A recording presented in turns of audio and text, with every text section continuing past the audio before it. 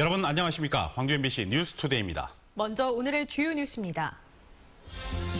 복합 쇼핑몰 건립을 추진 중인 광주 신세계가 당초보다 규모를 줄인 새로운 밑그림을 내놨습니다. 광주시의 인허가와 상인들의 반발 여부가 여전히 관건입니다. 광주시가 대통령 선거를 앞두고 5.18 발포 책임자를 규명하는 데 전력을 쏟고 있습니다. 졸업생이 20명 남짓한 작은 초등학교에서 특별한 졸업 앨범을 만들어 아이들에게 추억을 선물했습니다. 국가기념일로 섬의 날을 지정하는 일이 가시화되면서 전국에서 섬이 가장 많은 전남의 섬 발전 정책도 탄력을 받게 됐습니다. 신세계가 추진 중인 특급 호텔을 포함한 복합 쇼핑몰의 청사진이 나왔습니다. 19층짜리 특급 호텔에는 백화점을 세우고 면세점은 유치에 성공할 경우 지금의 백화점 자리에 들어설 예정입니다. 김철원 기자입니다. 광주 신세계가 특급 호텔과 복합 쇼핑 시설을 짓기 위한 인허가 절차에 들어갔습니다.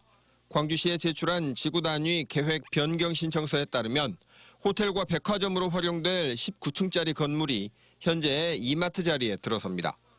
또 이마트는 지금의 아파트 모델하우스 자리로 옮겨서 새로 지어질 예정입니다. 호텔로 옮겨가는 현재의 신세계 백화점 건물에는 젊은이들을 위한 판매 시설을 운영하고 유치에 성공할 경우 면세점을 입점시킬 계획입니다. 쇼핑, 그다음에 여가시설, 편의시설, 거기 중에 가장 중요한 게 특급 호텔이죠. 플러스로 이제 저기 명품 브랜드, 그런 거 총망라할 수 있는 호남 랜드마크를 만들 수 있도록 노력하겠습니다. 이들 복합시설의 연면적은 모두 21만 3,500제곱미터로 2015년 광주시와 투자협약을 맺을 당시보다 40%가량 축소됐는데 이는 중소상인들의 반발을 의식한 내용으로 보입니다. 광주시는 신세계가 신청한 인허가 내용 적절성 검토에 돌입했습니다. 직구 단위가 통과된다면 교통영향평가위원회, 그다음에 건축위원회, 그다음에 서구청에서 건축 허가를 받아서 착공하는 순서로 진행되고요. 하지만 금호월드를 비롯한 인근의 중소상인들은 복합 쇼핑몰 자체를 반대한다며 반발 조짐을 보이고 있습니다. 지역의 상권에 굉장한 영향을 미치리라고 생각을 해요. 그래서 근본적으로 재벌 유통이 건립하는 이런 쇼핑몰은 근본적으로 반대를 합니다. 신세계는 인허가 과정이 순조로울 경우 내년 이마트 착공을 시작으로 5년 뒤인 오는 2022년 상반기 복합 쇼핑몰 완공을 목표로 하고 있습니다. MBC 뉴스 김철원입니다. 어제 오후부터 찬바람이 불더니 지금까지 추위가 기승을 부리고 있습니다. 출근길 든든하게 차려입고 나오셔야겠는데요. 현재 광주가 영하 4.5도까지 떨어져 있습니다. 아침 공기가 많이 차갑습니다. 다행히 낮에는 볕이 내리쬐면서 낮 기온 6도로 평년 기온을 살짝 웃돌며 추위가 누그러지겠습니다. 요즘 아침과 낮의 기온차가 큰 데다 추위가 변덕을 부리니까요. 건강 잃지 않도록 주의하셔야겠습니다. 현재 전남 동부 지역을 중심으로는 대기가 많이 건조합니다. 여수와 순천에서는 건조주의보가 계속 이어지고 있고요. 그 밖에 광주와 전남 지역에서도 대기가 많이 건조합니다. 화재 예방에 신경 쓰시고 또 실내 습도 조절에도 관심을 기울이시는 것이 좋겠습니다. 현재 기온 보시면 대부분 지역 영하 6도 안팎으로 출발하고 있고요. 장성 5도, 담양과 화순이 6도의 낮 기온 보이겠습니다. 전남 대부분 지역 낮 기온은 어제와 비슷할 것으로 예상됩니다. 곡성이 영하 7.9도, 구례가 영하 5.1도까지 떨어져 있고요. 보성의 낮 기온 6도로 예상됩니다. 날씨였습니다. 광주시가 5.18의 진실규명에 올인하고 있습니다. 전일 빌딩에서 발견된 총탄 흔적이 계기가 됐지만 총력을 기울이는 데는 그럴 만한 이유가 더 있습니다. 윤근수 기자입니다. 광주시가 5.18 진실규명을 위해서 자문관을 위촉했습니다. 다음 주에는 진실규명을 지원할 시청 내 전담 조직을 발족시키기로 했고 5.18 단체와 전문가 등이 참여하는 TF 구성도 추진하고 있습니다. 주된 목적은 발포 명령자를 밝히는 데 있습니다. 다음 정부에서는 반드시 밝혀야 한다며 목표 시기도 정했습니다. 전일 빌딩에서 총탄 흔적이 발견된 걸 계기로 진실규명 요구가 높아졌고 대선을 앞두고 있다는 점도 고려됐습니다. 광주 정신의 실체적 진실을 확인하는 일 또한 대선 공약으로 가장 먼저 내 서울 의제로 생각하고 있습니다. 전두환, 노태우 씨 등 광주 학살의 책임자들이 90살을 바라보는 고령이라는 점 때문에도 서두를 필요가 있습니다. 또 정부 차원의 진상조사가 이루어지고 보고서가 채택되면 5.18 역사 왜곡을 막는 데도 도움이 될 수 있습니다. 지난 88년에 50 청문회가 있었는데 거기서 보고서가 채택이 못 됐습니다. 여야 간의 합의를 못 이뤄가지고. 그래서 국가 차원의 진상 보고서가 없습니다.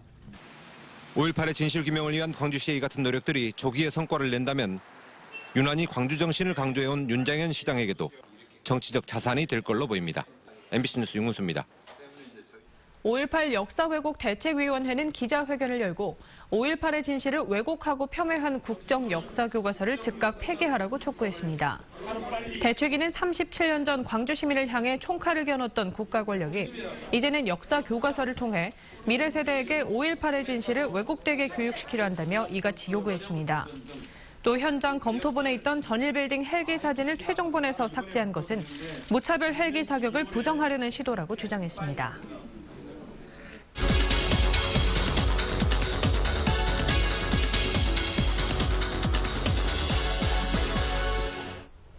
오늘 이슈와 사람 시간에서는 5.18 진상규명과 역사 왜곡 교과서 대응에 주력하고 있는 광주시 인권평화협력관실 김수아 협력관을 모시고 이야기 나눠보도록 하겠습니다. 안녕하십니까? 네, 안녕하십니까? 예, 최근 국정 역사 교과서 최종본이 공개가 됐는데 네. 이와 관련해서 즉각 폐기해야 된다 이런 여론이 높습니다. 어떤 문제점이 있을까요? 네, 지난 1월 국과수 감정 결과 전일빌딩에서 발견된 탄흔이 헬기에서 발포된 것이라는 것으로 추정된다는 공식 확인이 있었는데요. 작년 11월에 교육부가 공개한 고등학교 한국사 국정교과서에는 전일빌딩 위치한 금남로 상공에 헬기가 떠 있는 사진이 있었습니다. 그런데 이번에 그제 공개된 최종본에는 그 사진이 삭제가 됐습니다. 저희는 이것이 그러한 민간인에 대한 발포를 좀 부정하려는 것이 아닌가라는 생각을 하고 있고요. 두 번째로는 시민수습대책위와 계엄군 사이 협상이 결렬돼가지고 군대가 도청을 장악한 것처럼 그렇게 왜곡 축소 기술이 돼 있고, 다음으로 저희가 화려한 휴가라는 것에서 잘 아는 것처럼 사전에 진압을 계획했음에도 불구하고 마치 5.18 당시에 전남대 학생들이 시위를 하다가 그것을 과잉 진압해서 5.18이 발생한 것처럼 하고 있습니다. 가장 심각한 것은 이러한 심각한 국가폭력에 대한 책임자 처벌에 관한 기술이 있어야 되는데, 전두환, 노태우 등이 5.18과 관련해서 내란 음모죄로 사법적 판단을 받은 것에 대한 기술이 전혀 없습니다. 네, 말씀하신 그런 문제에 어떻게 대응하실 생각인가요? 저희가 광주시가 5.18 역사 왜곡 대책이라고 해서 교육청과 저희 시, 지역 국회의원, 그다음에 시민사회 한 300여 곳이 넘는 단체들과 같이 저희가 이 문제에 대해서 적극적으로 대응을 해왔는데요. 앞으로도 뜻을 같이 하는 시민사회와 최대한 이 문제에 대해서 적극 대응할 생각입니다. 구체적으로는 교과서의 내용을 국가가 통제한다는 것은 국민들의 의사를 반하는 시대착오적 발상이어서 이러한 국정교과서 금지법이 국회에서 통과될 수 있도록 최대한 노력을 하겠습니다. 네, 최근에 뜨거운 관심을 불러일으키고 있는 게 바로 이 전일빌딩 총탄 흔적 아니겠습니까? 네. 이와 관련해서 광주시도 진실규명을 위한 전담 조직을 추진하고 있는데 네. 어떠한 것들이 밝혀져야 될까요? 전일빌딩 외에도 광주은행 8층 유리창의 총탄 자국에 대한 국과수 결과가 이번 주 안으로 나올 예정이고요. 네. 리포트 대사가 기증한 문건이라든지 팀 셔록이 기자가 기증한 문건 등이 다 광주시로 이번에 기증이 됐습니다. 그래서 저희 시는 지금이야말로 5.18 당시에 누가 발포를 명령했는지 이렇게 밝혀지지 않는 진실을 밝혀냈는데 최적의 시기라고 생각을 하고 있습니다. 따라서 민간 전문가 한 분을 어제 5.18 진실규명 자문관으로 위촉을 했고요. 시청 내 전담 조직을 구성을 해가지고 객관적인 자료들과 시민 증언들을 최대한 수집을 해가지고 정말 방포 명령권자가 누구인지, 그리고 집단 사격에 대한 진실이 무엇인지 밝혀내도록 최선을 다하겠습니다. 네, 올해는 대선을 앞두고 있어서 5.18 진상규명을 이슈화하기에는 좋은 기회인 것 같습니다. 광주시의 역할이 크겠는데요. 네, 맞습니다. 지난 몇 년간 지만원과 일베에 의한 5.18의 악의적인 왜곡이 굉장히 심각했습니다. 그래서 저희 시가 시민사회와 최대한 노력을 해가지고 대응을 하고 2011년에는 5.18 기록물이 유네스코 기록유산에 등재되는 성과도 올렸는데요. 돌이켜보면 정부에 의한 지원은 별다른 없었습니다. 그래서 5.18이 정부가 적극적으로 나서지 않으면 해결되기 어렵거든요. 그래서 이번 기회가 정말 마지막이다라는 생각이 좀 듭니다. 그래서 차기 정부가 출범하기 전까지 최대한 저희 시는 관련 자료와 증거를 수집해가지고 총력을 기울이고 이게 5.18 진실 규명이 차기 정부의 주요한 의제가 될 수 있도록 최선을 다하겠습니다. 네, 빨리 밝혀졌으면 하는 바람이 듭니다. 네. 오늘 이른 아침 말씀 고맙습니다. 감사합니다. 감사합니다. 다음 소식입니다. 졸업생이 20명 남짓인 작은 초등학교가 특별한 졸업 앨범을 내 화제입니다. 학부모가 기획하고 학교 밖 청소년들이 아이들과 동고동락하면서 완성했는데 모두에게 잊지 못할 추억이 됐습니다. 이미지 뉴스 리포터입니다.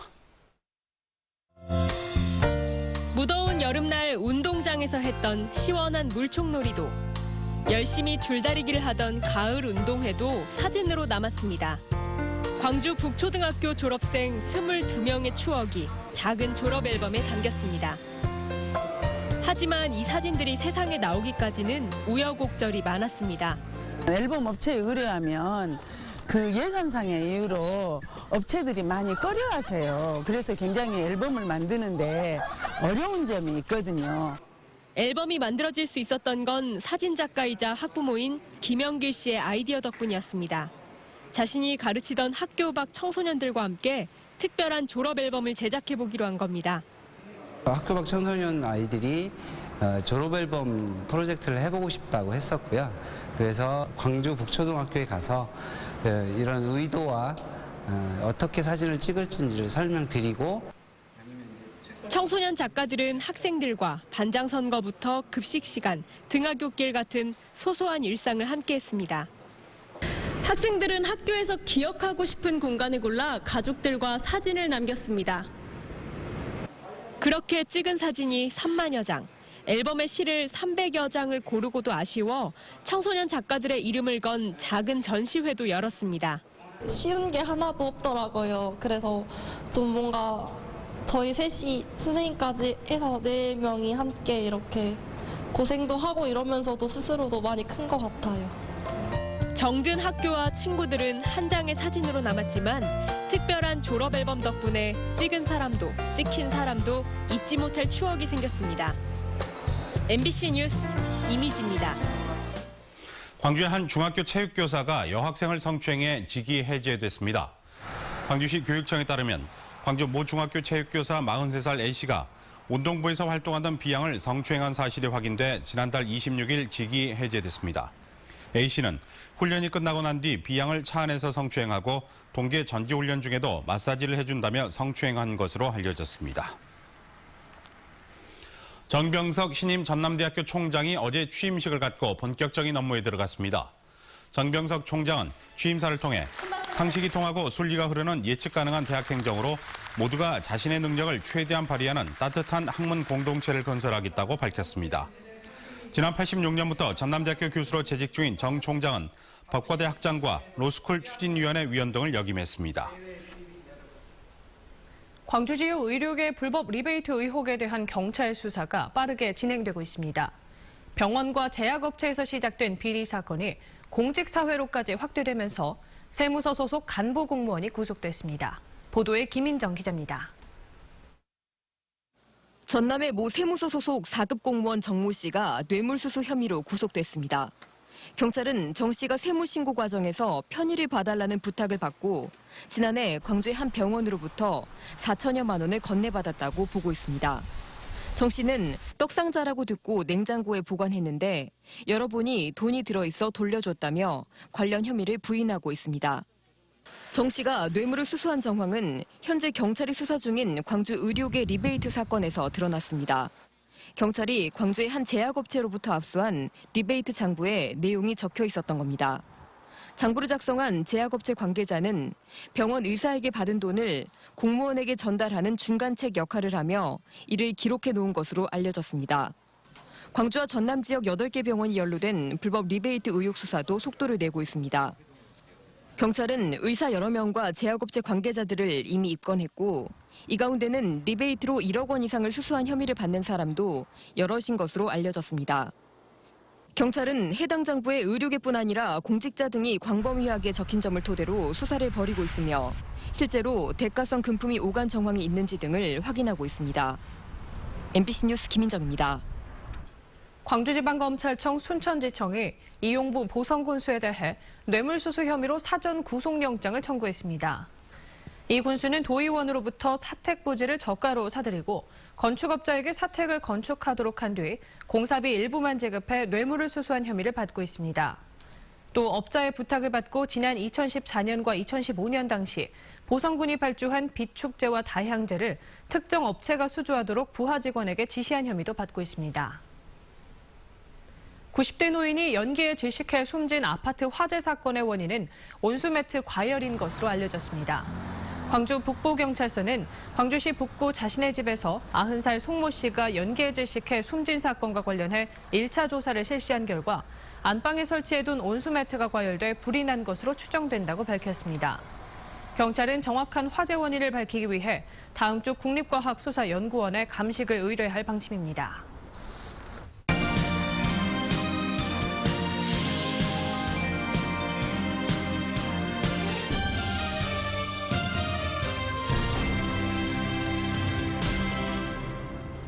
국가기념일로 섬의 날을 제정하자는 의견을 정부가 수용하면서 전국에서 가장 많은 섬을 보유한 전라남도의 섬 정책도 탄력을 받을 전망입니다. 국회를 설득할 지역 정치권의 역할도 중요할 것으로 보입니다. 김윤 기자입니다. 전라남도의 브랜드 시책인 가고 싶은 섬 가꾸기 사업. 오는 2024년까지 모두 24개의 섬을 선정해 섬 고유의 생태 자원을 회복하고 관광 자원화에 주민들의 소득을 늘린다는 계획입니다. 매년 100억 원 이상씩 모두 2,600억 원이 투입될 예정입니다. 섬의 날이 국가기념일로 제정되면 이 같은 사업은 더욱 탄력을 받을 전망입니다. 전 세계적으로 섬의 날을 제정한 국가가 없다는 점에서 세계적인 주목을 받을 수 있다는 평가도 나오고 있습니다. 전라남도가 추진해온 가고 싶은 섬 가꾸기나 연도교, 연육교 사업, 그리고 섬의 관광 산업들이 활성화되는데 많은 도움을 줄 것으로 기대합니다. 남은 과제는 섬의 날을 담고 있는 도서개발촉진법 개정안을 심의할 국회를 설득하는 것입니다. 국회 안전행정위원회에 섬을 지역구로 하는 국회의원이 없는 데다 각종 국가기념일 제정 요구가 밀려들고 있기 때문입니다. 저라도 우리 국회를 다니면서 소관 의원들을 1대1로 만나겠습니다 해서 섬의 날이 왜 중요한가 하는 것을 말씀을 드리고 협조를 얻도록 하겠습니다. 섬의 날 제정은 섬 주민들의 자긍심을 높여주는 효과는 물론 수천 개의 섬을 보유한 전라남도를 섬 정책의 명실상부한 중심에 포진시킬 전망입니다. MBC 뉴스 김윤입니다. 섬의 날의 국가기념일 제정 움직임은 섬의 가치를 마침내 인정하는 일로 평가되고 있습니다. 그러나 해양 영토의 거점인 섬의 숫자는 정부 부처별로 제각각으로 관리되고 있는 게 씁쓸한 현실입니다. 양현승 기자입니다. UN 해양법 협약에 따라 섬으로 불리려면 사면이 바다로 둘러싸여 있어야 합니다. 자연적으로 형성돼야 하고 만조 일대에도 수면 위에 있어야 합니다. 교량으로 육지나 섬으로 연결된 경우에도 섬으로 인정합니다. 그런데 정부 부처별로 파악하고 있는 섬의 숫자는 제각각으로 3,300여 개에서 3,600여 개까지 최대 300개 이상이 차이납니다. 다도해를 끼고 있어 국내 전체 통계를 좌우하는 전남의 섬 숫자도 천차만별. 전라남도의 지난해 전수조사에서 기존보다 54개가 줄어든 모두 2,165개의 섬이 존재하는 것으로 집계됐습니다. 사람이 살다 무인도가 된 섬, 매립으로 사라진 섬, 심지어 애당초 없었는데 통계에 잡혀 있었던 것을 정리한 결과입니다. 이렇다 보니 전남의 섬 점유율도 정부 부처 통계별로 50%대에서 60%대까지 제각각입니다. 섬의 날을 국가기념일로 제정하는 등 바다 영토의 가치를 인정하려는 시대. 섬 숫자를 제대로 헤아리는 일이 선행돼야 한다는 지적입니다. MBC 뉴스 양현승입니다.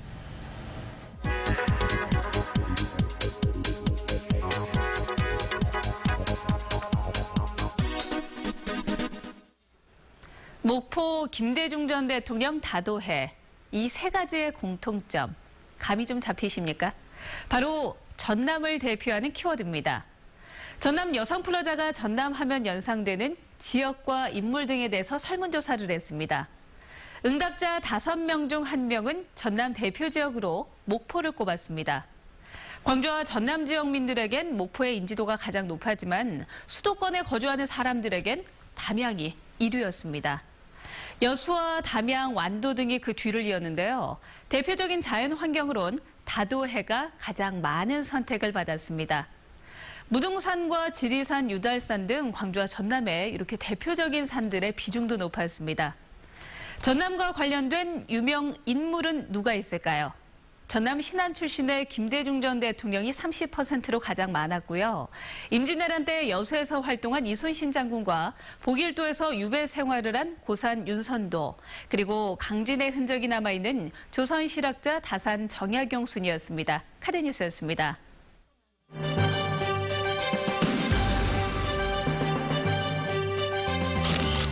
동강대학교 교직원이 학교 발전에 써달라며 대학 발전 기금을 전달했습니다. 영광 녹사 주공아파트 입주자 대표회의가 희망 2017 나눔 캠페인에 동참하고자 영광읍 사무소에 성금을 기탁했습니다.